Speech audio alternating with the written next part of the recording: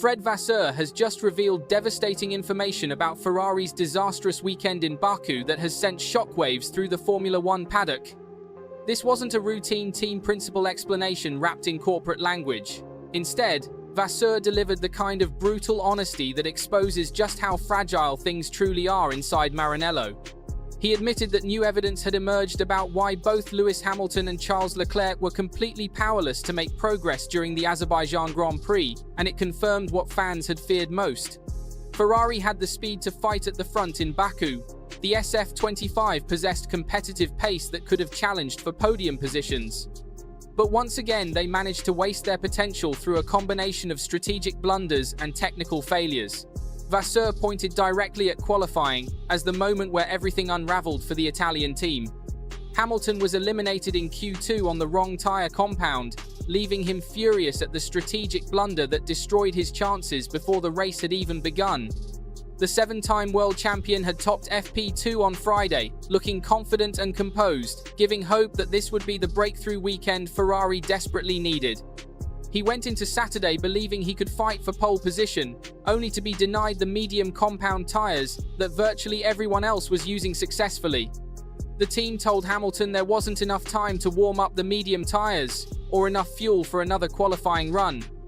Instead, they sent him out on tyres that were never going to deliver the lap time he needed to advance. Being knocked out by circumstances that should never have occurred left Hamilton deeply frustrated, and he made it clear afterwards that this was a mistake that should never have happened. Leclerc, meanwhile, crashed in Q3 when Ferrari had been on the verge of securing a front-row starting position. The Monegasque driver had shown front-row pace potential, but crashed at the crucial moment when victory was within reach. Vasseur called this the decisive blow that collapsed their entire weekend before the race had even begun. The bombshell Vasseur dropped after the checkered flag was that Leclerc's car had suffered from a hybrid energy recovery issue throughout the race, costing the team valuable kilowatts on Baku's brutal straights.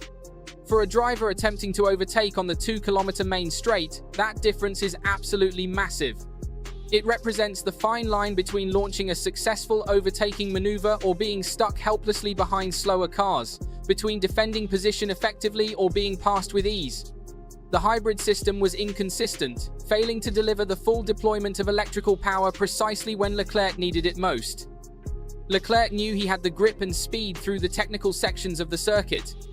He could carry momentum through the challenging corners, but every time he tried to capitalize on that advantage, the surge of electrical power was missing.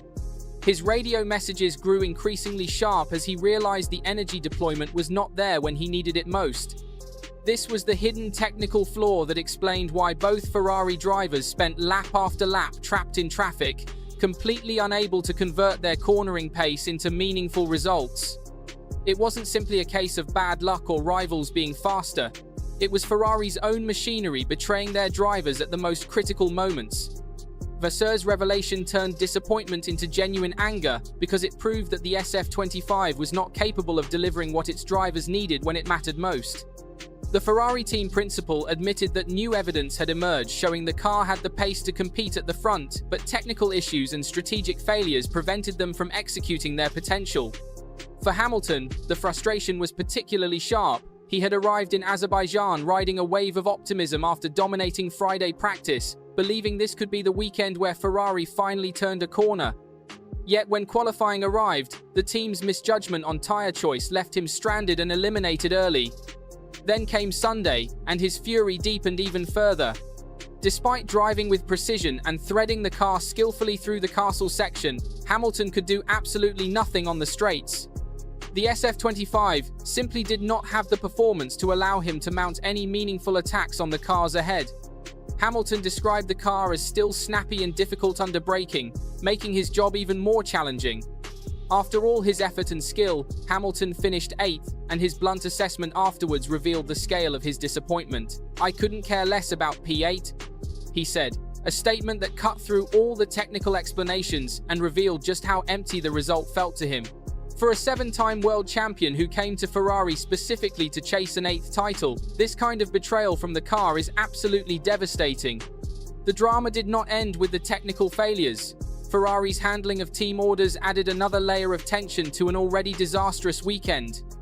Leclerc was instructed to let Hamilton through during the race in order to chase Lando Norris, with the clear understanding that the position would be returned later in the race. But when the checkered flag fell, the position swap never materialized. Hamilton stayed ahead, Leclerc was left simmering with frustration, and the entire episode demonstrated just how fractured the internal balance of the team has become.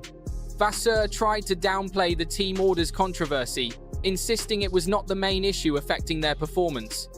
However, for fans and commentators watching, the failed position swap was impossible to ignore.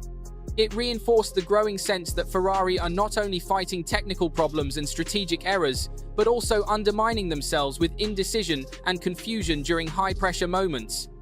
Vasseur's overall verdict after Baku was absolutely damning because it tied all these problems together into a coherent picture of systematic failure.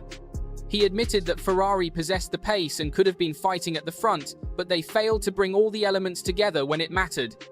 He pointed to qualifying as the critical strategic mistake, explained how the hybrid system issue completely crippled Leclerc during the race, and acknowledged that the team lost enormous amounts of time stuck behind slower cars.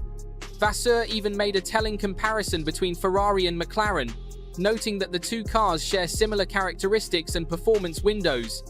When McLaren performs strongly, Ferrari tends to follow suit and show competitive pace. But when McLaren struggles with their car balance or setup, Ferrari also tends to struggle.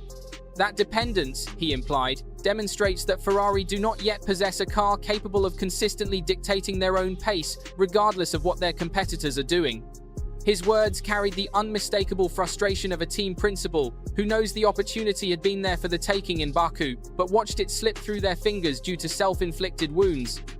Hamilton's own post-race comments echoed exactly the same theme.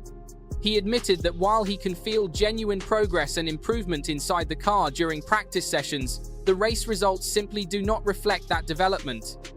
He pointed out how frustrating it feels to sense improvement in the car's performance, yet consistently leave race weekends empty-handed with poor results. Hamilton stressed that Ferrari must work with far greater precision and attention to detail if they are serious about competing with the top teams in Formula One. Leclerc's relative silence after the race was equally telling. He understood he had possessed the pace to fight for a strong result, but lacked the electrical power deployment to make that pace count when battling other cars. Being forced to sit in traffic while his hybrid system failed him represented a genuine humiliation for a driver of his caliber. This represents Hamilton's fifth failure to reach Q3 during his debut season with Ferrari. Leclerc was left powerless by car issues once again, and Ferrari lost further crucial ground in the Constructors' Championship standings. Vasseur's comments made it abundantly clear that the excuses are running out. Ferrari cannot continue to waste weekends like Baku, when they possess two world-class drivers and a car that shows competitive pace in practice sessions.